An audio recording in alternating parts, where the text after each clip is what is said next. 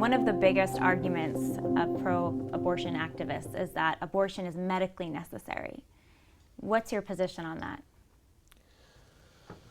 We hear all the time how abortion, including especially late-term abortion, is necessary to save women's lives. Nothing could be further from the truth.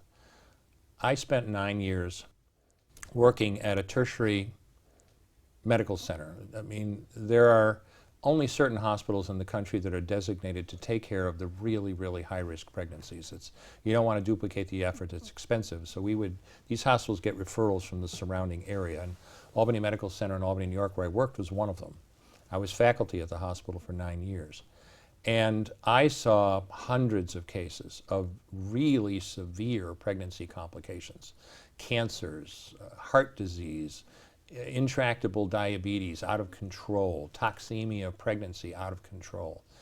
And I saved, in those 9 years, I saved hundreds of women from life-threatening pregnancies.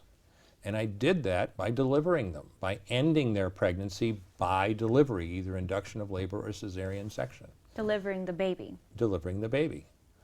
And I always tell people, in all of those years, the number of babies that I was obligated to deliberately kill in the process was zero, none. And I'll give you an example. The key point about late-term abortion that so many people miss is that it takes days to prepare the cervix. This is not a natural situation by any stretch. If you're going to dilate a cervix sufficiently, that starts off essentially as a pinpoint, large enough to dismember or tear apart a baby this big, that cervix has to be dilated, and that can take anywhere from 24 to 72 hours. And especially when you're talking about later term pregnancies. Most life-threatening situations, the vast, vast majority of life-threatening situations in pregnancy are not going to arise until 24, 25, 26 weeks of pregnancy and higher. And when you're talking about that, you're talking about abortion procedures that take 2 and 3 days to prepare the cervix. And I'll give you a classic example. This is a real case. A lady came to the hospital at 27 weeks of pregnancy with severe toxemia. Her blood pressure, you know, a normal blood pressure is about 120 over 80. Her blood pressure was 220 over 160. Okay, this lady would literally be minutes or hours away from a stroke. What do you do in a situation like that? We stabilized her, brought her back, did a cesarean section, had her delivered within an hour of arriving at the hospital. She and her baby did just fine. Amazing. Now, let's say we wanted to use abortion to save her life, okay? If with that kind of blood pressure and that kind of problem, if we waited 2 to 3 days to get her cervix prepared, she would never make it. She would have been dead. And that's a perfect example. You never need late-term abortion to save a woman's life. If necessary, you accomplish the delivery. Now, did every one of those children make it because they were preterm? No. But they all had a chance, and most of them did make it.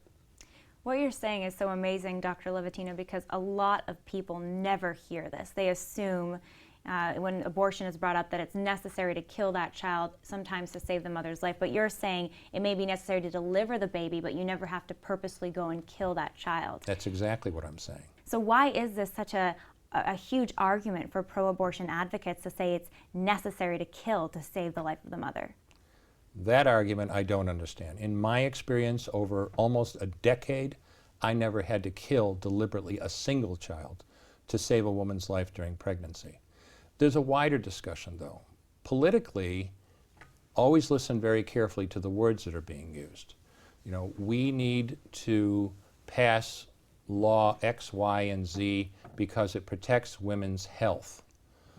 Bill Clinton, I will be happy to sign a ban on partial birth abortion so long as it includes an exception on women's health.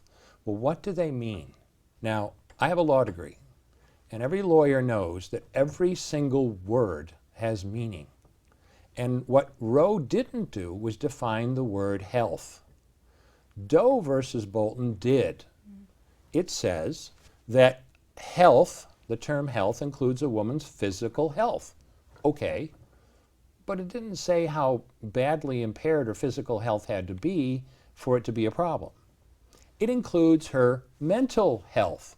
Okay, but again, how bad does her mental health has to be? I suppose I can imagine, I never saw one, but I can imagine a case of if the woman's going to have a psychotic break because of her pregnancy, that certainly seems like a severe mental health problem. How about she's under tremendous stress? How about, I just don't think I can cope with this pregnancy? That's mental health too. It includes her economic health. Whoa, how much money do you have to be economically healthy? Not defined. And if that wasn't enough, it includes her social health. What in blazes does that mean? What it means then when a politician says, I would be happy to support your bill so long as it has a health exception, translation, I would be happy to support your bill so long as it contains an exception so big that the bill is of no real practical effect.